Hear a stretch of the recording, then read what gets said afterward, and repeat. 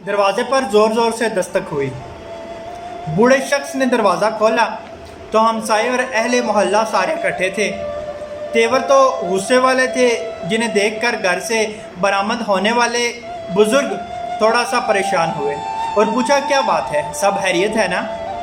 खैरियत कहाँ है भाई, तुम्हारा लड़का आए रोज़ हमारे घर की दीवारों पर कोयले से पता नहीं क्या नक्शा निगार बनाता रहता है। सारी दीवारें उसने काली कर रखी हैं। तुम अपने लाडले को मना क्यों नहीं करते? उसे समझाओ वरना अच्छा नहीं होगा। बड़े मियाँ ने वक्ती तौर पर अहले मोहल्ला को समझा बुझाकर भेज दिया, लेकिन वो इस शिकायत से कदरे नाला भी थे। बेटे को समझाया, यार बाज आ जा, क्यों तू लोगों को तंग करता है? अपनी पढ़ाई पर ध्यान दे और आइंदा शिकायत का मौका न देना। बेटे ने सर झुकाकर सुन तो लिया, लेकिन वो बाज रहने वाला कहाँ था। ये आड़ी तिरछी लकीरें तो उसका शौक़ था, और शौक़ से लाताल्लुकी कौन इख्तियार कर सकता है। फिर उस लड़के ने बाप का मान रखते हुए दीवारों को काला करना तर्क तो कर दिया, लेकिन दीवारों के अलावा जो भी खाली जगह मिलती वहाँ वो चाक या कोयले से कुछ ना कुछ बनाता रहता। यूँ ये शौक़ परवान चढ़ता रहा। स्कूल में असातिज़ा की गैर मौजूदगी में तख्ता स्याह पर चाक की मदद से वो अपने शौक़ की तकमील करता रहा। कभी डांट और कभी हौसला अफजाई दोनों बराबर मिलते रहे। वक्त गुजरता रहा। स्कूल में मुनक़्क़दा खताती और खुशनवीसी के मुकाबलों में हिस्सा लेना शुरू कर दिया। जो भी लिखा हुआ या बना हुआ नमूना देखता उसे हूबहू चाक की मदद से बना लेता था। खुशनवीसी के क़वायद या ख़तों की पहचान तो उसे बिल्कुल भी नहीं थी, लेकिन जैसा भी मुश्किल से मुश्किल ख़त होता वो उसे कागज़ पर उतार लेता। कोई पूछता कि ये कौन सा ख़त है या कौन सा स्टाइल है, तो वो बता नहीं सकता था, क्योंकि उसके पास बाकायदा तालीम तो नहीं थी, ना ही पहचान थी। क्लास में सबसे पहले आता चाक से तख्ता स्याह पर अपनी मश्क करता।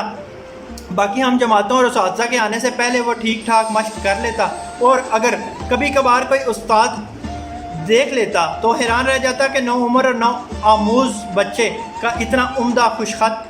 आहिस्ता आहिस्ता इसकी मश्क में पुख्तगी तो आ गई, लेकिन बाकायदा रहनुमाई से महरूम ही रहा। स्कूल में कोई खताती का उस्ताद नहीं था, और आर्ट या ड्राइंग का उस्ताद उसे थोड़ा बहुत सिखा तो देता, लेकिन वो लड़का इन उस्तादों से ज़्यादा बेहतर लिख लेता था। छोटे छोटे मुकाबले जीतता रहता। मोहल्ले में भी बैनर्स और इश्तिहार लिखने वाले की हैसियत से पहचान बनवा ली। इसी दौरान मैट्रिक कर ली और आगे तालीम जारी रखना मुश्किल हो गया तो स्कूल छोड़ना पड़ा। ब्रश और रंग लेता और गलियों मोहल्लों में निकल जाता। लोगों की दुकानों पर नाम लिखता, बैनर्स लिखता और चंद पैसे कमाता। इस काम से उसे तस्कीन नहीं मिल रही थी। वो इस काम को अपना ओढ़ना बिछोना बनाना चाहता था, लेकिन उसे कोई राह नहीं मिल रही थी। स्कूल जब छोड़ दिया तो वक्त की फरवानी भी हो गई और काम में रवानी भी हो गई। एक दिन उसे कहीं से एक किताब मिल गई जिसका नाम था खुशखती सीखें। इस किताब में उर्दू और अरबी के ख़तों के मुतल्लिक़ मालूमात थी, जैसे ब्रश, कलम और रंगों की बुनियादी मालूमात। उसने वो किताब हिफ्ज़ कर ली और ख़तों की शक्लें याद करके उनकी मश्क शुरू कर दी। एक दिन वो बड़ी किताबों की दुकान में गया और वहाँ से अपने काम के मुतल्लिक़ किसी किताब का पूछा। उसे कोई ख़ास किताब तो ना मिली, मगर अरबी रस्म अल-हद के मुतल्लिक़ उसे एक छोटा सा किताबचा मिल गया। उसने वही ख़रीद लिया।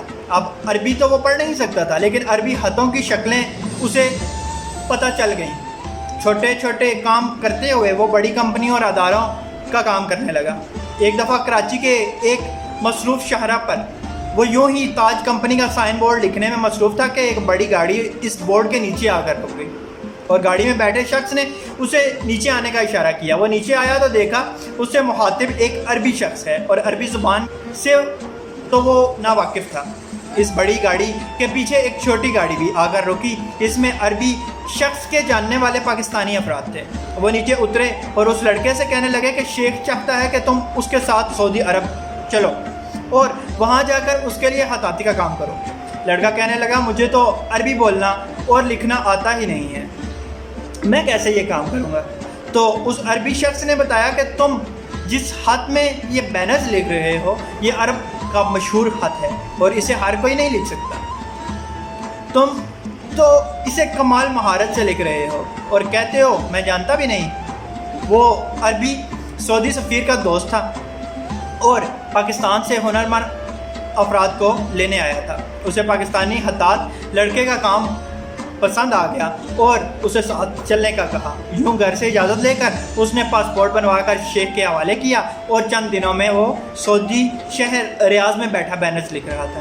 جب کام کرتے ہوئے کافی سال گزر گئے تو سعودیہ میں رہنے سے ایک تو اسے عربی زبان میں مہارت حاصل کر لی، دوسرا تمام عربی خط اور رسم الخط میں وہ تقریباً کمال کے درجے تک جا پہنچا۔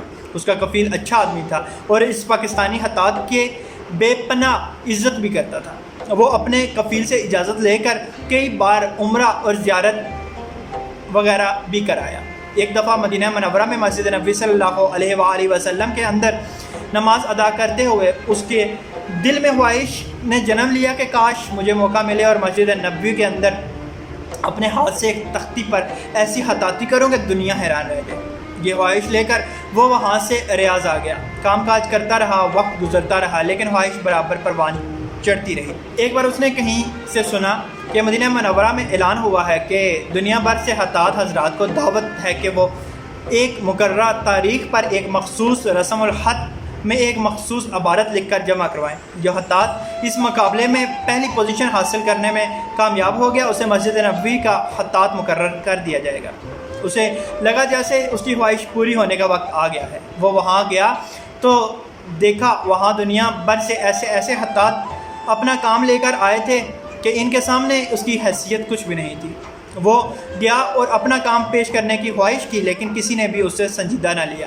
نہ تو وہ معروف تھا اور نہ ہی اس کا کوئی کام ایسا تھا جو مشہور ہو، اور اوپر سے وہ کتابت کی جگہ سائن بورڈ اور بینرز لکھنے والا اور پھر اہل زبان بھی نہیں، اور یوں اسے حصہ نہ لینے دیا گیا اور وہ مایوس ریاض لوٹ آیا۔ مقابلے کے اختتام کا وقت قریب تھا اور اس کی ایک بھی نہیں چل رہی تھی۔ تقریباً اس نے دل چھوڑ ہی دیا تھا۔ اس کی دکان پر ایک عربی آیا، اس نے کہا مجھے فلاں سائز کی تختی خط سلس میں چاہیے۔ اس نے لکھ دی تو وہ حیران رہ گیا کہ اتنے چند ریالوں میں اتنا بہترین کام تو کوئی بھی نہیں کرتا۔ اس نے کہا تم میرے ساتھ چلو اور میرے لیے کام کرو، وہاں معاوضہ دگنا ملے گا۔ اس لڑکے نے انکار کر دیا تو وہ عربی کہنے لگا میں ایک دکان مدینہ منورہ میں کھولنا چاہ رہا ہوں، اگر کوئی دوسرا حداد ہوا تو بتانا۔ جب اس لڑکے نے مدینہ منورہ کا نام سنا تو کہا مجھے لے چلو، میں وہاں کام کروں گا۔ اسے ایک امید لگ گئی کہ شاید میرا وسیلہ بن جائے۔ یوں وہ کسی نہ کسی طرح پہلے مہربان کفیل کو تقریباً ناراض ہی کر کے مدینہ منورہ چلا گیا۔ مقابلے کے اختتام کا وقت قریب تھا اور نئے کفیل کے ساتھ کام کاج بہت زیادہ تھا۔ دکان چھوڑ کر نکلنا پڑا۔ نیا کفیل اس کے کام سے حد درجہ خوش تھا۔ اس جیسا کام تو سعودیہ میں کوئی دوسرا کرنے والا تھا ہی نہیں۔ کفیل تو یوں تھا جیسے اس کا مرید ہو گیا ہو، اسے بہترین کھانے کھلاتا، جب بھی ملتا ہاتھ اور ماتھا چومتا، غرض بڑی آؤ بھگت کرتا۔ اس نے ایک دن کفیل سے اپنا مدعا بیان کیا کہ میں مسجد نبوی میں خطاطی کے مقابلے میں حصہ لینا چاہتا ہوں، میری کچھ مدد کر دو۔ کفیل نے اس کی بات مان لی اور اپنے جاننے والوں سے کہلوا کر اسے کسی طرح اس مقابلے تک لے ہی گیا۔ بڑی مشکل سے اس کا نام رجسٹر ہوا اور اسے مقابلے کے لیے بطور نمونہ پہلے ایک عبارت لکھوائی گئی، پھر اسے شریک کیا گیا۔ یوں اس کی لکھی ہوئی تختی اور وہ اس مقابلے میں شریک ہو گئے۔ مقابلہ ختم ہوا اور نتائج کا اعلان کا دن تھا۔ دنیا بھر سے ماہر اساتذہ کے درمیان اس کا کام کیا حیثیت رکھتا ہوگا۔ بہرحال مقابلے کے نتیجے کا اعلان ہوا اور خلاف توقع وہ دنیا بھر کے ماہر حدادوں کو پچھاڑ کر اول انعام کا حقدار ٹھہرا۔ امام الحرم اور جیوری نے جب اس حداد کا نام اور ملک پوچھا تو کہنے لگا شفیق الزمان پاکستان سے۔ پورے مجمع پر خاموشی چھا گئی اور پورے عرب کے حداد ایک دفعہ حیران رہ گئے کہ اجنبی نام اور غیر عرب کیسے اہل عرب سے جیت گیا، اور وہ شخص جیتا جسے مقابلے میں شریک ہی نہیں ہونے دیا جا رہا تھا۔ یوں جناب محترم شفیق الزمان کی خوش نصیبی اور سعادت کہ کہاں ایک تختی لگانے کی خواہش اور کہاں در و دیوار منور کرنے کے لیے مسجد نبوی کا خطاط مقرر کیا گیا۔ آہستہ آہستہ وہ وہاں کے تمام خطاطوں کا استاد بنے گا۔ آج سعودی عرب میں نصف صدی کے لگ بھگ عرصہ گزارنے کے بعد مسجد نبوی کے در و دیوار پر 85% کام شفیق الزمان کے ہاتھوں کا لکھا ہوا ہے، حتیٰ کہ جس دروازے باب السلام سے داخل ہو کر اور جس مقام پر پہنچ کر سارا عالم اسلام روضہ اقدس صلی اللہ علیہ وآلہ وسلم پر حاضری اور سلام کی سعادت حاصل کرتا ہے، ان تمام جگہوں کو شفیق الزمان کے قلم اور برش نے مزین کر رکھا ہے۔ ایک اجمی کا خطاط المسجد النبوی پانا ایک معجزہ اور ایک سعادت سے کم نہیں۔ آج حرم میں مکی کے امام حرم مدنی کے خطاط سے ملنے میں سعادت اور فخر سمجھتے ہیں، اور حرمین شریفین کے تمام خطاط کے کاموں کے لیے شفیق الزمان سے مشاورت کی جاتی ہے۔ اللہ پاک آسانیاں حاصل اور تقسیم کرنے کی توفیق عطا فرمائے، آمین، جزاک اللہ۔